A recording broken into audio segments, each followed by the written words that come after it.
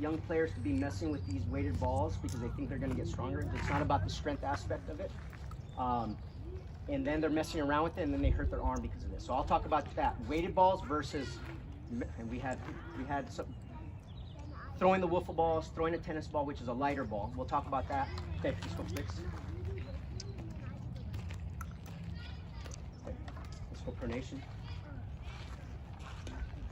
Pronate that ball.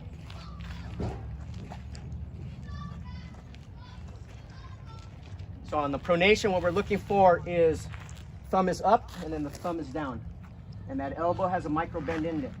If it's straight, you're putting all that energy into the joint. Here, you're allowing the energy to kind of dissipate along the entire arm and into the back, right? And this is going to protect, which allows the arm. If this arm comes across, it's not allowing it to protect quite as much. This will help you to protect as well. So we want to see a pronation.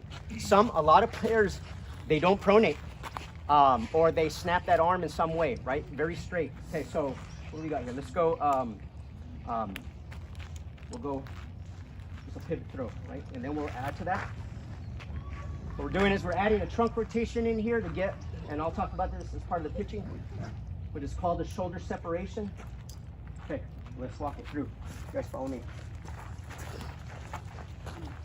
All right, so this is a little bit more advanced. Go ahead, just back and forth.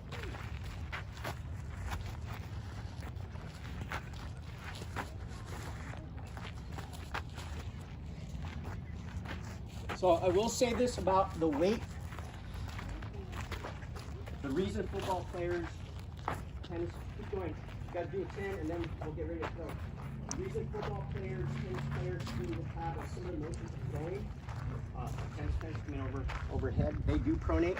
Football players, quarterbacks, for them to have an accurate throw with a spiral on that, they have to pronate. Without pronation, there's no way to throw the football, right? And they're going to be compact right in here, right? So the reason that they don't blow out their arms like baseball players is because the ball's heavier and it slows the arm down, which allows the arm to be in the right position that's needed. In the tennis players example, they don't release anything. They're hanging onto the racket and those back muscles are just continuously kicking in, right? Versus baseball players, it's moving at the high school level, 6,500 RPMs. At the college level, 7,000 RPMs. At the pro level, 7,500 RPMs. It is moving fast, and it's a small, light ball, 5 ounces.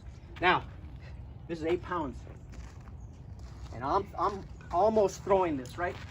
And the question is, why do I not hurt my arm?